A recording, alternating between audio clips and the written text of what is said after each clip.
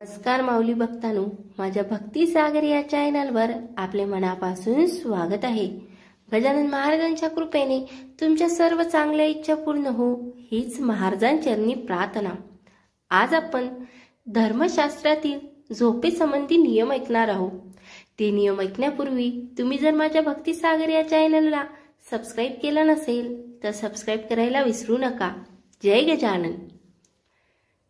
एक सुनसान ओसाळ घरात, तुटलेल्या घरात आणि निर्जन घरात एकटे झोपू नये। 2 देवीचे मंदिर आणि स्मशानभूमी येथे झोपू नये। मनुस्मृती। 3 झोपलेल्या व्यक्तीला अचानक उठवू नये। विष्णू स्मृती। 4 विद्यार्थी, नोकरदार आणि द्वारपाल जर बराच काळ झोपले असतील तर त्यांना जागे केले पाहिजे। चाणक्य नीती। 5 निरोगी शरीर हवे असेल तर ब्रह्ममुहूर्त म्हणजेच पहाटे 3:40 ते 4:28 दरम्यान उठले पाहिजे।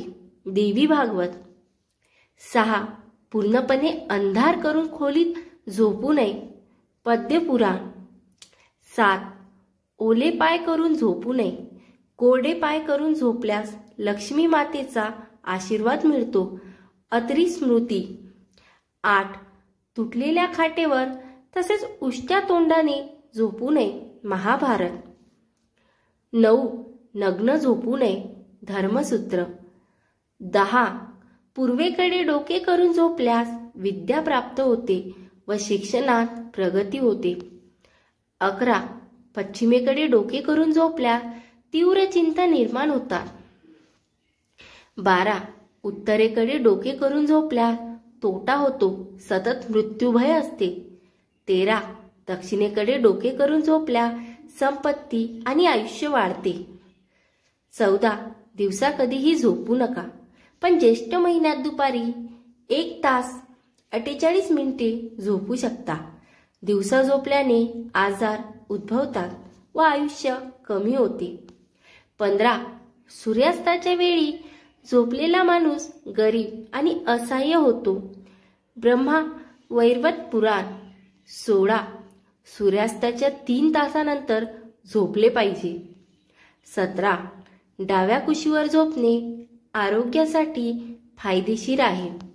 18 यम आणि दृष्ट देवतांचे निवासस्थान दक्षिणेकडे असल्याने त्या दिशेकडे पाय करून झोपू नये, त्यामुळे कानात अशुभ हवा भरते आणि मेंदूमधील रक्तभिसरण कमी झाल्याने स्मरणशक्ती कमी होते, शिवाय बरेच रोग होऊन मृत्यूचा भय वाढते। 19 हृदयावर हात ठेवून व पायावर पाय ठेवून झोपू नये। 20 पलंगावर बसून खाणे पिणे हे अशुभ आहे। 21 झोपताना वाचन करू नये, असे केल्याने नजर दोष निर्माण होतो। 22 कपाळावर टिळा लावून झोपणे अशुभ आहे, म्हणून झोपेच्या वेळी टिळा काढावा। या 22 नियमांचे अनुसरण केल्यामुळे कीर्ती वाढते व निरोगी दीर्घ आयुष्य लाभते। जय गजानन, श्री गजानन, जय गजानन। व्हिडिओ आवडल्यास लाईक करायला विसरू नका आणि शेअर करायला सुद्धा विसरू नका। जय गजानन माऊली भक्तांनो।